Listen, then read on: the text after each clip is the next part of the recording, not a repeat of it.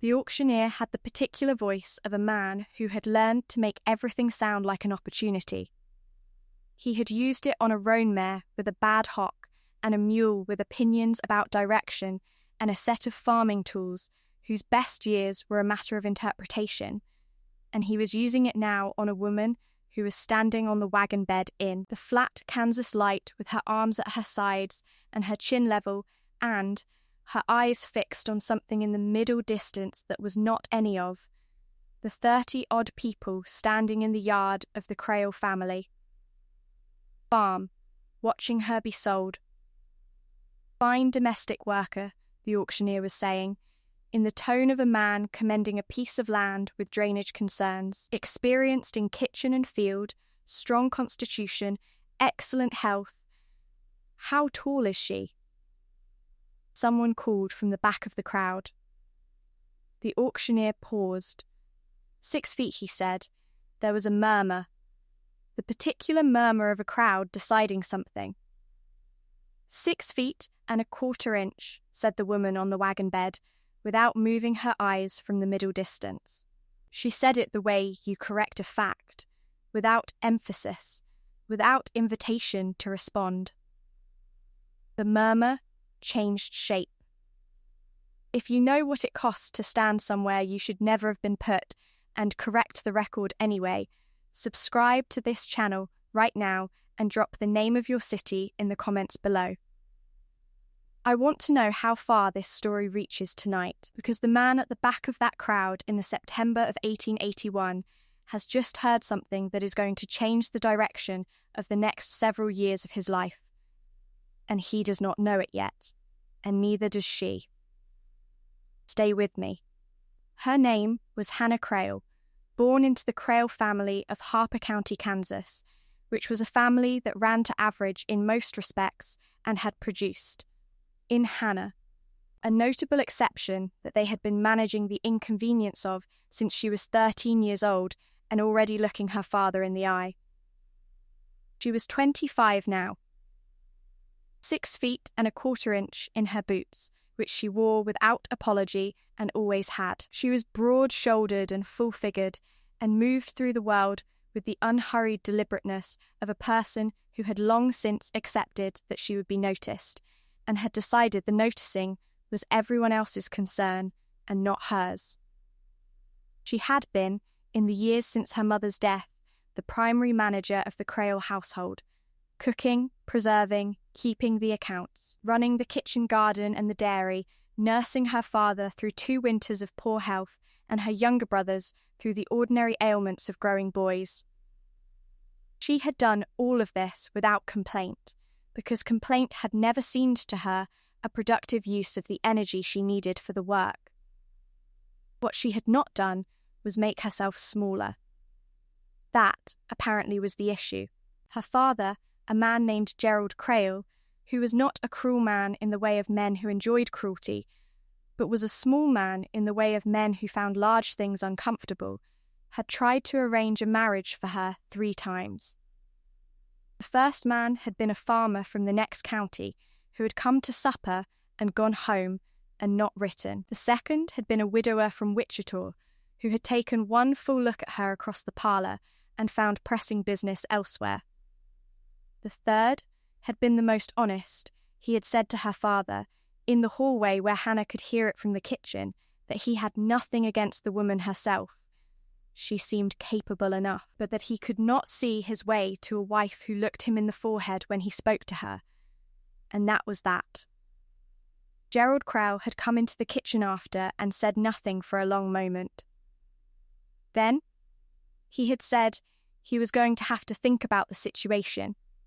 He had thought about it for 2 months and arrived at the auction. He had framed it as an indenture, 7 years of contracted domestic labour, which was legal and not uncommon in Kansas in 1881, and which Gerald had explained to Hannah the previous week in the language of a man who has convinced himself of something and requires the other party not to look at it too directly. He said it was an opportunity. He said it would give her a situation. He said she was 25 and the prospects in Harper County were what they were. Hannah had looked at him for a long moment with the direct, level gaze she had been directing at people who were being dishonest with her since she was old enough to recognize dishonesty. "You're selling me because no one will marry me," she said. Gerald had not answered that. She had spent the week between that conversation and this moment doing what she had learned to do with facts that could not be changed. She looked at them plainly, accounted for what they meant, and planned for what came next. What came next was a wagon bed in September sun and the auctioneer's opportunity voice and 30 people deciding what she was worth, and she was going to stand through it at her full height with her chin level, because anything less was a concession she was not prepared to make. "Do I hear $12? The auctioneer was saying. A pause. 10, someone offered, without enthusiasm. Another pause. Longer. The crowd had the quality of people who had already made up their minds. She could feel it without looking at them, the settled, collective decision of people who had decided that a woman of her dimensions was more management than they wanted to take on. It was the same quality she had felt in every room in Harper County since she was 16. She was accustomed to it. Accustomedness was not the same as acceptance, but it was what she had. 15. The voice came from the back of the crowd. Deep, unhurried, with the specific flatness of a man who names a price the way he names any fact, because it is true and he sees no reason not to say it. The crowd turned. Hannah turned, because she had decided she was going to look at whoever had just done what had just been done. The man at the back of the crowd was large. Not merely tall, though he was that, somewhere above 6 feet himself, which she noted with the automatic calibration of someone who spent their life measuring the distance between their own eyes and everyone else's, but broadly, substantially large, the kind of large that suggested the mountains had been consulted in the construction. Dark hair, dark beard, a coat that had been good once and was now simply honest about its age.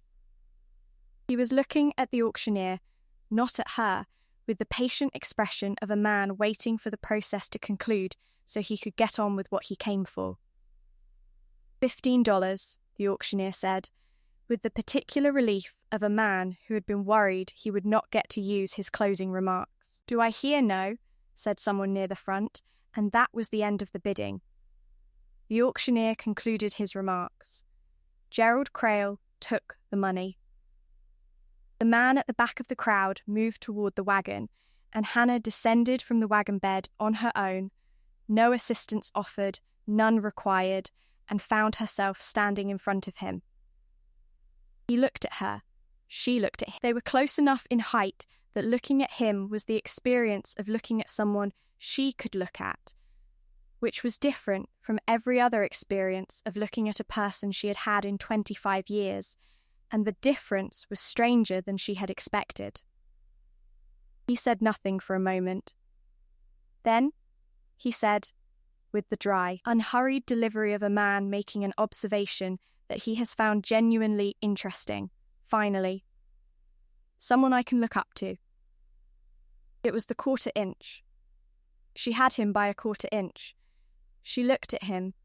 He was looking back with the expression of a man who has said a true thing and is waiting to see what the other person does with it. She said, "You haven't seen me work yet." "No," he said, "but I've heard you correct a man's arithmetic in public, which is a reasonable start." He picked up her trunk, the one Gerald had loaded onto the wagon, the one with everything she owned in it, without asking whether she needed him to, and without making anything of the fact that he had. He started toward the wagon he had arrived in. Silas Crane. "I have a homestead on the Cimarron Ridge. 2 days' ride."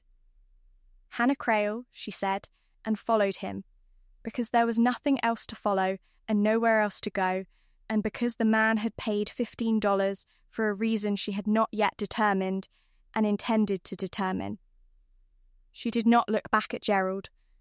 She had looked at him for the last time she intended to. The 2 days' ride was mostly silence, which suited her. She had been told her entire life that she was too much, too tall, too large, too direct, too much to say, and too little inclination to leave it unsaid, and silence was not something she associated with relief. But his silence was not the silence of a man who had nothing to say. She established this somewhere in the first afternoon, from the quality of it. He looked at the road and the sky and the country on either side with the attentiveness of a man whose silence was full rather than empty, who was simply doing something else with his attention rather than directing it at conversation. On the second morning, an hour out from the Cimarron Ridge, she said, "Why?" He looked at her. "The $15, she said. "Why?" He was quiet for a moment, looking at the road ahead. "My cook left in July. Married a man from Dodge and went south. He handled the reins easily, the same unhurried competence he appeared to apply to everything. I can manage the range. I cannot manage a kitchen and the range both. I've lost weight since July that I could not afford to lose." "That's a practical reason," she said.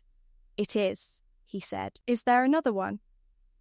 He looked at the sky, at the specific configuration of clouds over the ridge that meant something to a man who read weather the way other men read print.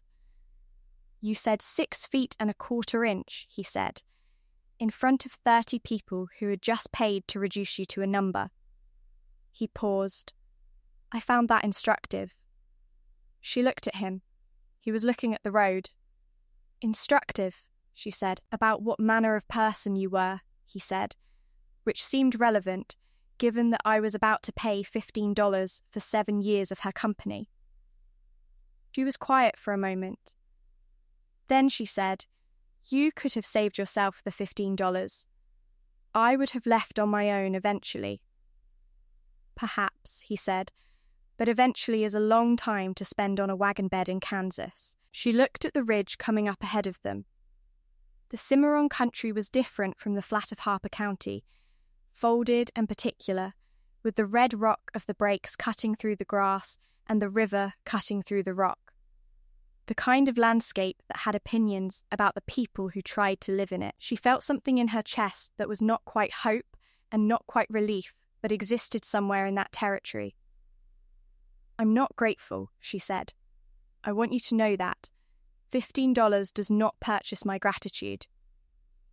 "I didn't buy it expecting gratitude," he said. "I bought it expecting breakfast." She turned and looked at him fully. He was looking straight ahead, but the corner of his mouth had done something that was not a smile and was made entirely of the material smiles came from. She looked back at the road. "Your breakfast," she said, "will be better than you deserve." "That," he said, "is all I ask."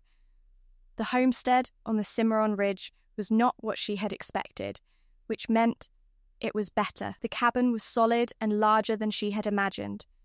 2 rooms, properly chinked, with a good stone fireplace and a covered porch that looked east toward the breaks and caught the morning light. The kitchen was a room of its own off the back, which was not common in homestead construction, and told her something about the man who had built it. The kitchen garden was overgrown with late-season neglect, but the bones of it were good. Someone had laid it out with sense, with the right orientation and the right drainage and enough space between the beds to work without kneeling in the next row. She stood in the kitchen garden for a few minutes after he had shown her the house and gone back out to the range, turning slowly, reading the soil and the light and the existing plantings and what they suggested about what could be done here. She had been told her whole life that she was too much.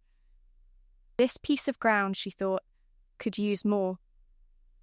She rolled up her sleeves and started. He came in at dark, to the smell of something that had been happening on the stove for several hours, with the confidence of a cook who knew what she had and what it could become. Dried beans rehydrated and cooked down with salt pork and the last of the season's tomatoes she had found still on the vine, and cornbread in the iron skillet with a crust that had gone just past golden, and coffee that had been made correctly. He stood in the kitchen doorway. He sat down. He ate with the focused, thorough attention of a man who had been eating badly for 2 months and had strong feelings about the change. He said nothing, which she had determined was his primary form of high praise. When he pushed back from the table, there was nothing left on it, and he put his hands flat on the wood and looked at the middle distance for a moment, in the way of a man consolidating an experience before it passed. "Well," he said. "Well?" she said. He nodded once. He got up and went outside for the evening chores, and Hannah washed the dishes and looked out the window above the basin at the ridge, going dark against the sky, and felt the silence of the house around her, and thought, "This will do. This will do for a start." She had been there 11 days when she found the letters. She was not looking for them. She had been reorganizing the shelf above the fireplace, straightening it, which it required, and the bundle of letters was behind the row of books, tied with a piece of cord, 7 or 8 of them in envelopes that had been opened and refolded and clearly read more than once. She did not read them. She looked at the handwriting on the outside of the top envelope, which was a woman's handwriting, looping and deliberate, addressed to Silas Crane in care of a postmaster in Cimarron that was dated 4 years ago. She put the bundle back behind the books where she had found it. That evening she asked him whether he had family in Kansas. He looked up from the harness strap he was working on. "A sister," he said, "in Emporia." "Do you write to her?" Occasionally he ran the awl through the leather. "She writes more than I do. She has opinions about my situation out here." "What opinions?" He looked at her with the dry, level expression she had come to read as the face he wore when something amused him that he was not going to dignify with a full reaction.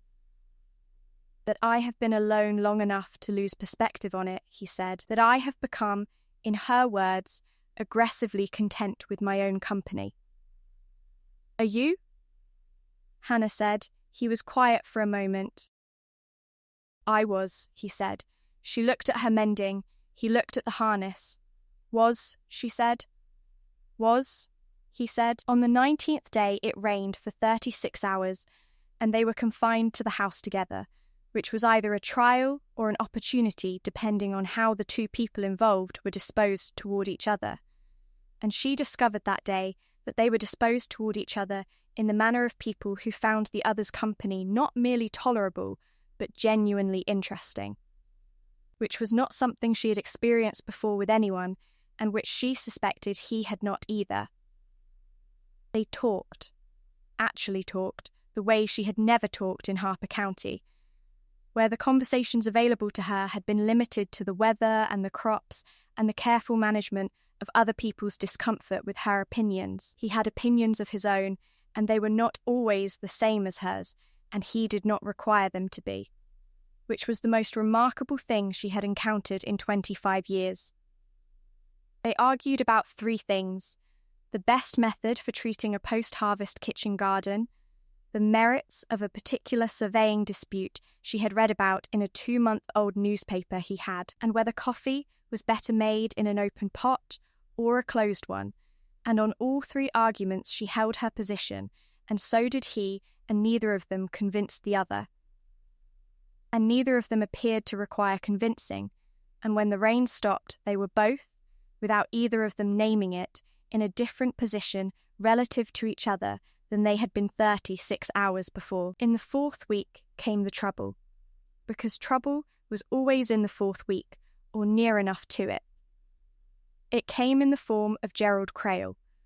She had known he would come eventually, the way she had known certain things about her father for 25 years, not from evidence, but from the accumulated understanding of a person who has studied a thing long enough to predict its behaviour. He came on a Thursday with her brother Ned, who was 20 and unhappy about the errand, and showed it in the set of his shoulders, and a document Gerald had obtained from a Harper County notary that he believed established his right to dissolve the indenture contract on the grounds that the terms of the original sale had been misrepresented to the buyer. What the document said, in the notary's careful language, was that Hannah Crail had been advertised as a domestic worker and that the buyer might therefore have recourse if the domestic work was found deficient.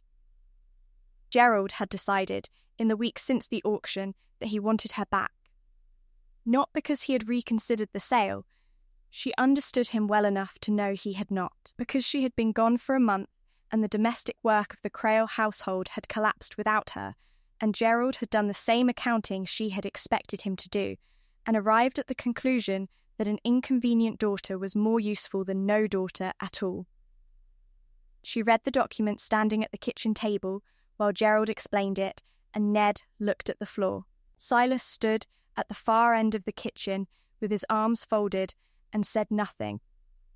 When Gerald finished, she set the document down. "The terms of the original sale," she said. "Let's discuss those." She looked at her father steadily. "You advertised an experienced domestic worker.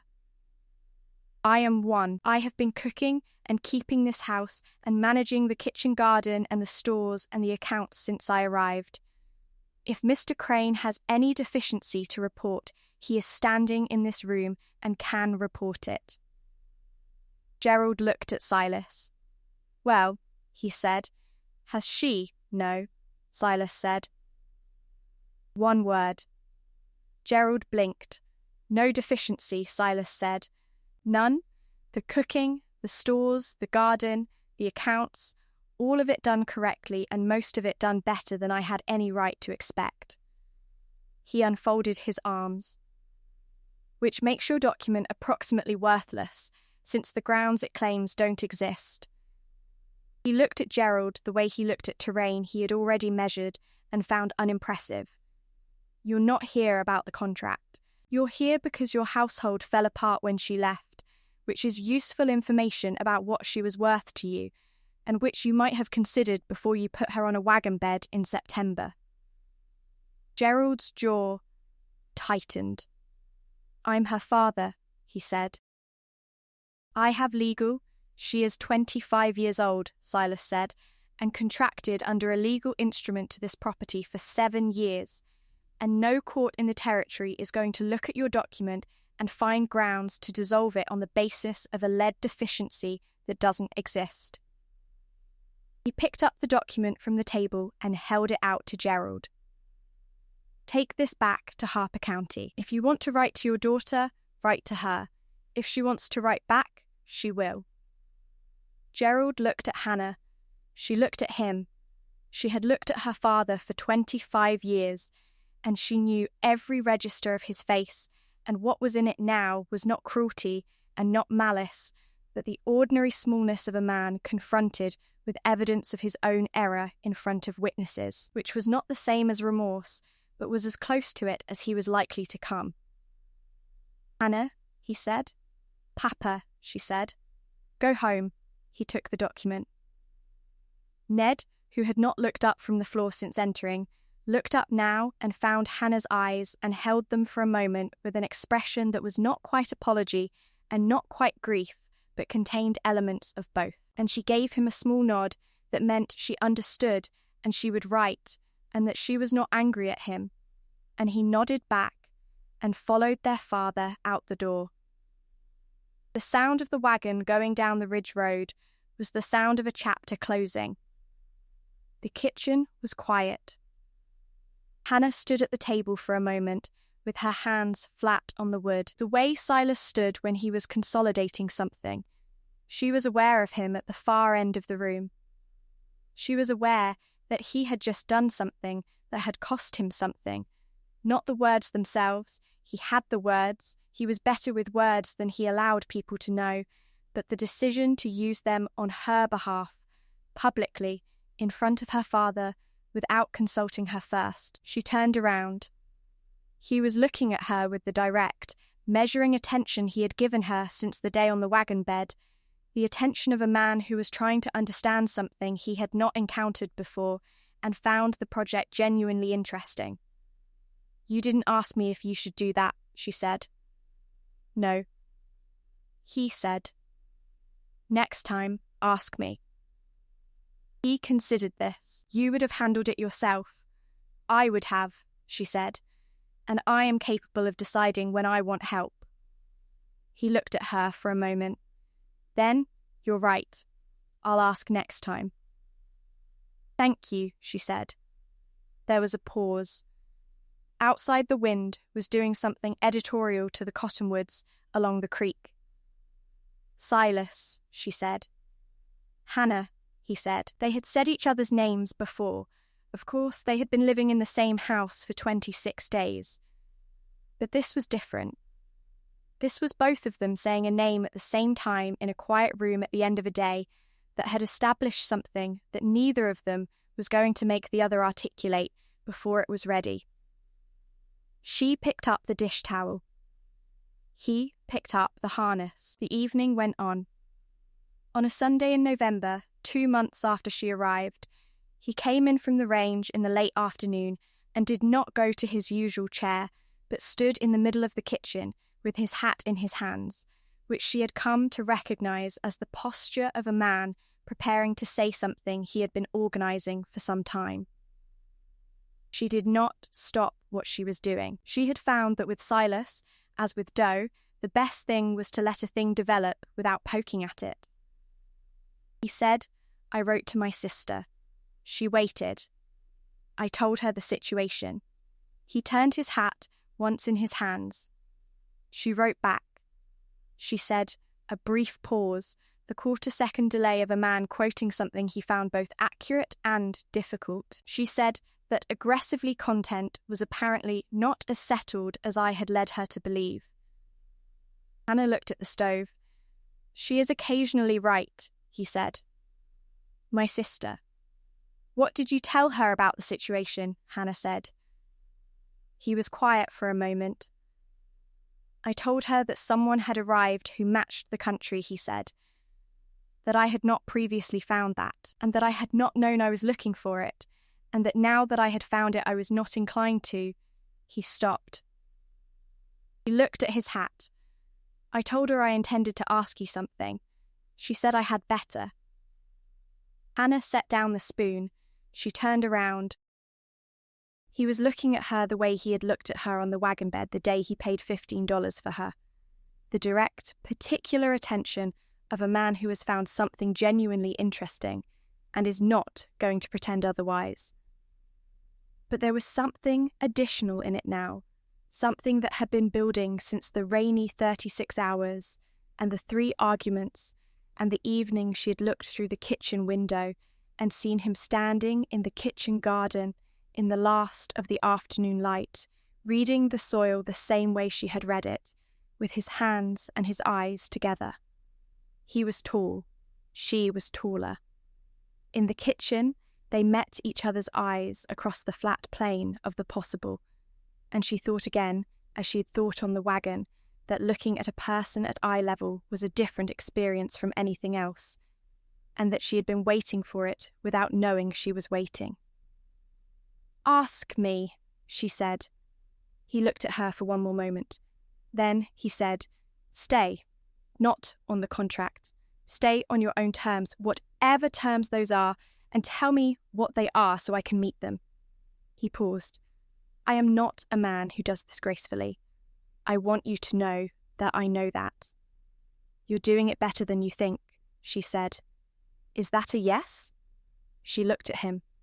She thought about the wagon bed and the open air of a Kansas September and 30 people deciding what she was worth, and the man at the back of the crowd who had paid $15 not for a domestic worker but for a woman who corrected a man's arithmetic in public, and the 2 days' ride and the 36 hours of rain and the 3 arguments and the kitchen garden and the letters from his sister, and the moment Gerald Crail had stood in this room, and Silas had looked at him and said no, with the simple finality of a man who had decided something and was done deciding. She thought about 6 feet and a quarter inch, which she had been for 12 years, and which she had been told for 12 years was too much. "Yes," she said. "But you're buying your own coffee pot." He looked at her. "A closed one," she said. I was right about the coffee. Something happened in his face then, the thing she had been watching build since that first dry remark on the auction yard, the thing that was not quite a smile, and was the whole country a smile came from, fully arrived at last and making no apology for itself. He was, it turned out, a man who smiled the way he did everything. Completely, without reservation, worth the wait. 2 pots, he said. We'll settle it empirically. They were married in the spring, in a ceremony that his sister travelled from Emporia to attend, and that she described in a letter afterward as the most sensible wedding she had ever witnessed, which she meant as the highest possible praise, and which both Silas and Hannah accepted in that spirit. The indenture contract was dissolved on the day of the marriage, and burned in the fireplace that evening, and Hannah watched it go with the feeling of a woman watching a document that had never accurately described her being corrected, at last, by the true record. What the true record showed, in the years that followed on the Cimarron Ridge, was this: a kitchen garden that became the most productive in the county, documented in a ledger she began in her first spring, and continued for 2 decades. A reputation for preserved goods that spread first to the Cimarron settlements and then to the markets in Dodge City, where the Crane Ridge label appeared on shelves alongside operations 3 times their size. A household that was consulted over the years by 6 neighbouring families on matters ranging from soil management to contract disputes to the correct preparation of a wound, in the absence of a doctor, because the woman on the ridge was known to be knowledgeable and direct, and would tell you the truth without wrapping it in comfort it did not require, and a marriage that the county found, on the available evidence, somewhat baffling. 2 people who argued with genuine enthusiasm about practical matters, and who were spotted by a passing rider one evening, standing in the kitchen garden in an animated disagreement about, apparently, the spacing of the winter rye, and who both stopped when they saw him, and whose expressions he reported to everyone he told the story to, were exactly alike. The expression of people who had been interrupted in the middle of something they were enjoying. Gerald Crow came to the harvest supper in Cimarron 3 years after the auction, and ate 2 servings of the preserved peach cobbler, and found Hannah in the crowd, and stood in front of her and said, in the manner of a man who had been composing something for 3 years and was finally delivering it, "You are doing well." She looked at him. He was older, shorter than she remembered, or perhaps she simply stood taller now that no one was asking her not to. "Yes," she said, "I am." He nodded. He went back to his table. Silas appeared at her shoulder. He had seen the exchange and said nothing during it, which was correct, because she had not needed him to say anything, and he knew it. "Your father," he said. "Yes," she said. He was quiet for a moment. Then, in the register that was his alone, dry, warm, made of something that the years had only deepened, "You're still a 1/4 inch taller than me." She looked at him. "I've measured," he said. "I know you have," she said. "You measure everything." "I do," he said. "It's a useful habit." He offered her his arm. "Come back inside. It's cold." She took his arm. They went back inside. She had been told she was too much for 25 years. She had refused every invitation to become less, and what she had found, at the end of a wagon road in Kansas and 2 days across the Cimarron country, was that the world contained at least one person who looked at exactly what she was. All of it. The height and the breadth and the opinions and the arithmetic corrections and the direct gaze that made smaller people uncomfortable. And found it, not despite any of it, but because of all of it. Exactly right. She had never been too much. She had simply been in the wrong place. The ridge had been waiting. He had been waiting.